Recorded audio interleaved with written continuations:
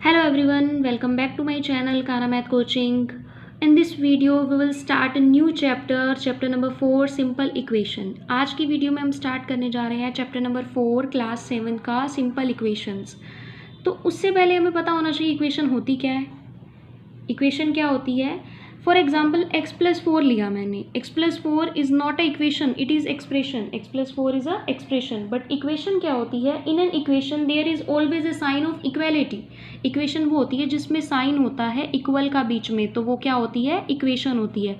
अब जैसे x+4 is equal to 10 लिया तो इट मीन्स ये क्या है? हमारी इक्वेशन होगी, ठीक है।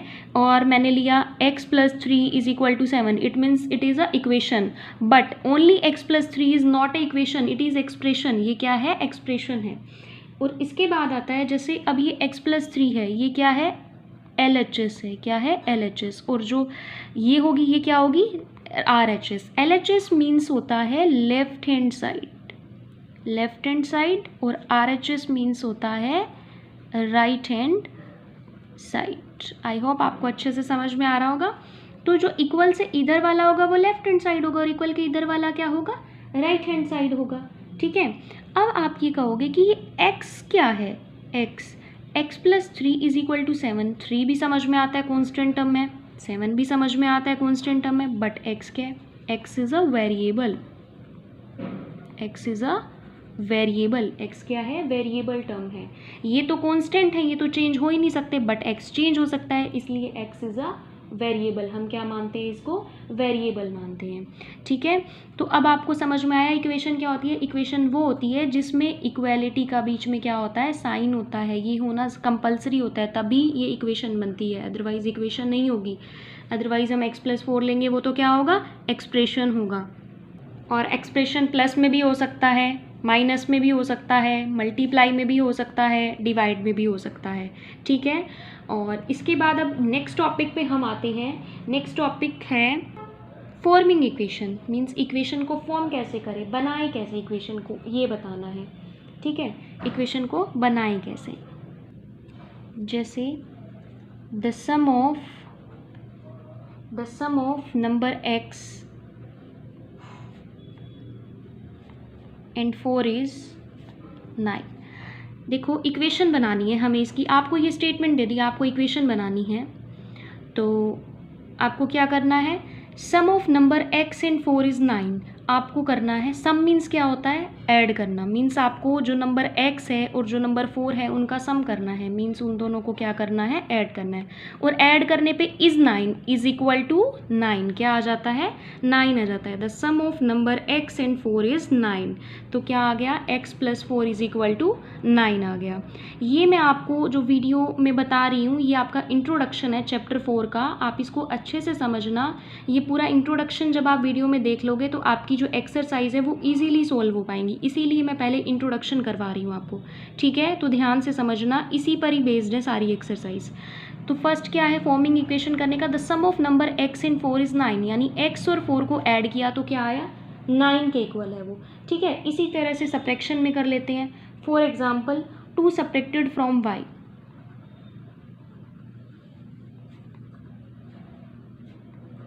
From y is 8। 2 सब्ट्रैक्ट किया हमने y में से, y में से 2 हमने सब्ट्रैक्ट किया। क्या किया? सब्ट्रैक्ट किया। इज इक्वल टू 8 क्या आया? 8 आया। तो y-2 इज इक्वल टू 8। अब सब्ट्रैक्ट किया हम इसको ऐसे भी ले सकते हैं, टेकन अवे भी ले सकते हैं, कि टेकन अवे भी बोलते हैं सब्ट्रैक्ट करना, मतलब टेकन अवे भी बोलते हैं। 2 taken away from y is 8, ऐसे भी लिख सकते हैं, ठीक है। इसके बाद आता है नेक्स्ट मल्टीप्लिकेशन का, प्रोडक्ट करने का। Product of x and 8 is 9। Product करना है x और 8 का। प्रोडक्ट मीन्स मल्टीप्लाई करनी है। x और 8 की मल्टीप्लाई क्या होगी? 8x। क्या होगी? 8। 8 मल्टीप्लाई x लेंगे ना, 8 मल्टीप्लाई x क्या होता है? 8x होता है, is equal to 9। 8x is equal to 9, ठीक है। इसी तरह से प्रोडक्ट है, इसी तरह से टाइम्स आ जाए ना कहीं पर, टाइम्स, जैसे 10 टाइम्स a इज 70। 10 टाइम्स आ गया, इट मीन्स 10 की मल्टीप्लाई ए से करनी है, 10 की मल्टीप्लाई किससे करनी है, ए से। जहाँ टाइम्स आ जाए इट मीन्स वहाँ क्या करनी है, मल्टीप्लाई करनी है, ठीक है। और अगर आपको कहीं पर डबल दिखे, ट्वाइस दिखे, तो इट मीन्स हमें क्या करना है, 2 से करनी है। क्या करना है, डबल करना है किसी का, इट मीन्स 2 से मल्टीप्लाई, ट्वाइस करना है इट मीन्स 2 से मल्टीप्लाई। इसी तरह से 10 टाइम्स आ गया, यानी टाइम्स आ गया तो 10 की ए से मल्टीप्लाई इज इक्वल टू क्या आएगा, 70। 10 की ए से multiply 10a is equal to 70। ये बन गई हमारी इक्वेशन, फॉर्म कर ली। तो आपको एडिशन में भी बता दिया मैंने, सबट्रैक्शन में भी, प्रोडक्ट में भी और मल्टीप्लिकेशन में भी। अब हम करते हैं डिवीज़न में। For example y divided by 5 is 10। y को हमने 5 से डिवाइड किया और इज इक्वल टू क्या आया, 10 आया। y डिवाइड में 5 इज इक्वल टू क्या आया, 10। ये y डिवाइडेड बाय 5 गिवन 10, ये भी लिख सकते हैं गिव्स 10, ठीक है। तो y डिवाइड में 5 इज इक्वल टू 10, ये हो गया डिवाइड का। ये आपको स्टेटमेंट दी हुई होगी और आपको इस तरह इक्वेशन जो है वो फॉर्म करनी है। कैसे करनी है वो मैंने आपको बता दी। Now come to the next topic, putting values. Values put कैसे करते हैं, क्या करना है, पुटिंग वैल्यूज़ की वैल्यू हम पुट कैसे करेंगे। फॉर एग्जाम्पल आपको दिया है x - 3 इज इक्वल टू 7, ठीक है। आपको क्या करना है, वैल्यू पुट करनी है। अब वैल्यू देखो, अगर आपको क्वेश्चन में मेंशन है x की वैल्यू 2 पुट करो, ठीक है। x - 3 इज इक्वल टू 7 है। अब आप x के प्लेस पे ऐसा क्या राइट करोगे कि जब आप इसको सोल्व कर दो तो आपके इक्वल में 7 आ जाए, means left hand side right hand side के इक्वल आ जाए। कई बार क्वेश्चन दिया होता है ना कि प्रूव करो left hand side right hand side के इक्वल है या नहीं, तो आप क्या करते हो, वैल्यूज़ पुट करके देखते हो। वैल्यूज़ पुट करते हो, कई बार क्वेश्चन में गिवन होती है कि वैल्यू आप ये वाली पुट करो और फिर बताओ कि LHS और RHS इक्वल हैं या नहीं है। तो अब क्या दिया हुआ है आपको, x - 3 इज इक्वल टू 7। आप यहाँ पर वैल्यू पुट कर रहे हो 2, आपको दी हुई है वैल्यू 2 - 3 इज इक्वल टू 7। 2 - 3 क्या होता है, -1, -1 is equal to 7, not equal, equal है ही नहीं, इट मीन्स ये तो है ही नहीं LHS और RHS इक्वल, है ना। तो हम यहाँ पर ऐसी कौन सी वैल्यू पुट करें कि ये किसके इक्वल आ जाए, 7 के इक्वल आ जाए। अगर मैं x की जगह पे क्या राइट कर दूँ, 10 राइट कर दूँ, x - 3 is equal to 7, 10 - 3 is equal to 7। 10 - 3 क्या होता है, 7, 7 is equal to 7। It means left hand side right hand side के इक्वल आ गई। कई बार क्वेश्चन में आपको मेंशन होता है कि आप वैल्यूज़ जो हैं वो अपनी तरफ से भी पुट कर सकते हो, और कई बार क्वेश्चन में मेंशन होता है कि आप यही वैल्यू पुट करो और फिर देखो कि ये LHS और RHS इक्वल है या नहीं है। तो वैल्यू पुट हम इस तरह करते हैं, जो वेरिएबल टर्म होती है उसकी जगह पे ही वैल्यू पुट की जाती है और फिर इक्वेशंस को सोल्व किया जाता है। ये तो था जब क्वेश्चन में मेंशन हो कि आपको ये वैल्यू दी हुई है और ये वैल्यू पुट करो। बट कई बार क्वेश्चन में क्या मेंशन होता है कि आप अपनी तरफ से वैल्यू पुट करोगे। अगर हम अपनी तरफ से वैल्यू पुट करते हैं तो हम क्या करते हैं, hit and trial method use करते हैं। Hit and trial method. अब ये हिट एंड ट्रायल मेथड कौन सा होता है, देखो hit and trial method use करते हैं। x - 3 इज इक्वल टू 7 दिया हुआ है आपको, ठीक है। अब हिट एंड ट्रायल मेथड में क्या करोगे, पहले आप x की वैल्यू 1 पुट करोगे। 1 - 3 इज इक्वल टू 7, 1 में से 3 गए -2 is equal to 7, not equal, ठीक है। यानी x is equal to 2, x is equal to 1 is not a solution, ये सोल्यूशन नहीं है, आप राइट कर दोगे। इसी तरह से हिट एंड ट्रायल मेथड ही होता है, x की वैल्यू अब 2 पुट करो। 2 - 3 इज इक्वल टू 7, 2 में से 3 गया, -1 is equal to 7, not equal 7। It means x is equal to 2 is not a solution, ये भी सोल्यूशन नहीं है। इसी तरह से आप x की वैल्यू अब क्या पुट करोगे, 3, फिर x की वैल्यू 4। जो सोल्यूशन बन जाएगा वहीं पे क्या कर दोगे, स्टॉप कर दोगे। अब यहाँ पर सोल्यूशन हमारा बना क्या था, x इज इक्वल टू 10। मैं यहाँ राइट करती हूँ x is equal to 10, x - 3 is equal to 7, x की जगह पे 3 राइट करना है। 10 - 3 is equal to 7, 10 - 3 7 is equal to 7। It means 7 is equal to 7, it means x is equal to 10 is a solution. ये होता है हीट एंड ट्रायल मेथड। कौन सा मेथड होता है? Heat and trial method. Heat and trial method में क्या होता है, हम क्या करते हैं, वैल्यूज़ जो है वो अपनी तरफ से पुट करते हैं। पहले x की जगह 1 रखेंगे, फिर x की जगह 2, x की जगह 3, जो सेटिस्फाई हो जाएगी इक्वेशन, जो इक्वल हो जाएंगे वही हमारा क्या होगा, सोल्यूशन होगा।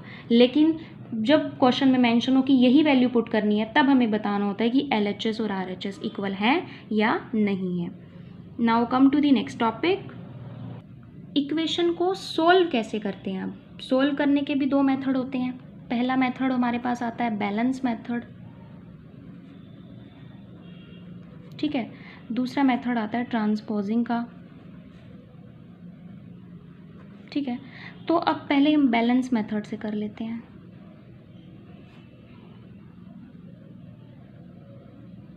ठीक है, बैलेंस मेथड से हम कर रहे हैं, देखो यही ले लेते हैं हम, x - 3 = 7 वाला ही ले लेते हैं। अब पहले हमारे को सोल्व करना है इक्वेशन। हम क्या करते हैं, ट्रांसपोजिंग अलग है, बैलेंस अलग है। बैलेंस मेथड में हम क्या करते हैं, हमें क्या करना है, इन दोनों को क्या बताना है, इक्वल करना है। हमें किसकी वैल्यू फाइंड करनी है, x की वैल्यू फाइंड करनी है। x की वैल्यू फाइंड करने के लिए आप कहोगे 3 उधर जा करके प्लस हो जाएगा, x की वैल्यू 10 आ जाएगी। ये होता है ट्रांसपोजिंग मेथड। हम कौन सा कर रहे हैं, बैलेंस मेथड। पहले बैलेंस मेथड में हमें बैलेंस बना के चलना होता है। इट मीन्स, अब देखो x - 3 = 7 है ना, इट मीन्स हम क्या करेंगे, एडिंग 3 ऑन बोथ साइड। हम दोनों साइड क्या कर देंगे, 3 को ऐड कर देंगे, both side, left hand side में भी और राइट हैंड साइड में भी। तो x - 3 तो दिया ही हुआ है, 3 और ऐड कर दिया, 7 दिया ही हुआ है, 3 और ऐड कर दिया। यहाँ पर अगर प्लस होता तो 3 सब्ट्रैक्ट करते, यहाँ माइनस है तो इट मीन्स 3 क्या करेंगे, ऐड करते चलेंगे।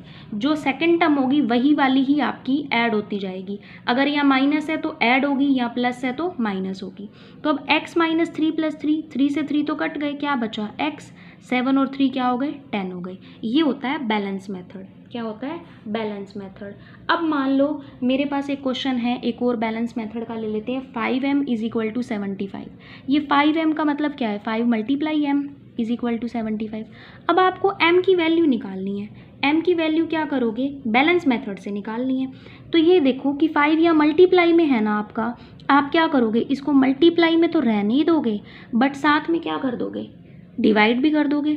क्या कर दोगे, डिवाइड भी कर दोगे। या मल्टीप्लाई में है ना, 5 डिवाइड भी कर दोगे, और यहाँ पर भी 5 से इसको क्या कर दोगे, डिवाइड कर दोगे। ठीक है, अगर यहाँ पर ये डिवाइड में होता तो हम क्या करते, इसके साथ 5 मल्टीप्लाई में कर देते। बट अभी 5 क्या है, यहाँ पर मल्टीप्लाई में है, तो मल्टीप्लाई में तो रहेगा ही रहेगा 5 × m, लेकिन साथ में क्या हो जाएगा, डिवाइड भी हो जाएगा। अब क्या करेंगे, 5 से 5 कट गया, m की वैल्यू 5 × 1 = 5, 5 × 5 = 25, m की वैल्यू क्या आ गई, 15 आ गई। ठीक है, इसी तरह से एक और एग्जाम्पल और ले लेते हैं हम, z/4 = 3, z/4 = 3 आपको दिया हुआ है, z/4 = 3। अब आप क्या करोगे, देखो डिवाइड में है 4, बाद में क्या कर दोगे, मल्टीप्लाई कर दोगे, मल्टीप्लाई बोथ साइड बाय 4। अगर यहाँ 5 होता तो बोथ साइड बाय 5। ठीक है, तो अब यहाँ तो डिवाइड में है, z/4 तो ऐसे कैसे रहेगा, लेकिन साथ में हमें क्या करनी है, 4 से मल्टीप्लाई। ऐसे ही 3 की भी 4 से मल्टीप्लाई कर देनी है। 4 से 4 कट गया, z आ गया, 4 × 3 = 12, z की वैल्यू क्या आ गई, 12। ये होता है बैलेंस मेथड, मीन्स दोनों तरफ बैलेंस बना के चलना। जो नंबर आपको दिया होगा वही नंबर आपको यहाँ भी करना है और यहाँ भी करना है। माइनस होगा तो ऐड हो जाएंगे, प्लस का होगा तो माइनस हो जाएंगे, मल्टीप्लाई होगी तो डिवाइड हो जाएंगे, और डिवाइड होगी तो मल्टीप्लाई हो जाएगी, दोनों साइड उसी नंबर की। ठीक है, now come to the next topic, transposing. Transposing में क्या होता है, x - 3 = 7, x की वैल्यू फाइंड करनी है आपको। क्या करनी है, x की वैल्यू फाइंड करनी है। x = 7, ये 3 माइनस का उधर जाके प्लस का, तो x की वैल्यू क्या आ गई, 10 आ गई। इसी तरह से एक क्वेश्चन था, 5m = 75, आपको m की वैल्यू फाइंड करनी है। 5 या मल्टीप्लाई में है, इधर आके क्या हो जाएगा, डिवाइड में, 5 × 1 = 5, 5 × 5 = 25। अब देखो हमेशा याद रखना, LHS is equal to RHS जब ये दिए होते हैं, हम ऐसी इक्वेशन सोल्व कर रहे होते हैं और हम वेरिएबल्स की वैल्यू फाइंड कर रहे होते हैं, जैसे m x इनकी वैल्यू फाइंड कर रहे होते हैं, तो जो माइनस वाला होता है वो इधर आकर के प्लस हो जाता है, प्लस वाला माइनस हो जाता है, डिवाइड वाला मल्टीप्लाई हो जाता है और मल्टीप्लाई वाला डिवाइड हो जाता है। ठीक है, तो ये जो चैप्टर है इसमें आपके यही टॉपिक्स थे और इसी से रिलेटेड आपकी एक्सरसाइज आएंगी। और अगर आपको कुछ भी प्रॉब्लम है तो प्लीज़ मुझे कमेंट करके बताएं, और अगर मेरी वीडियो आपको अच्छी लगी है, समझ में आई है, तो मेरी वीडियो को लाइक और शेयर कीजिए। और अगर मेरे चैनल पर नए हैं तो मेरे चैनल को सब्सक्राइब करना ना भूलें। Thank you.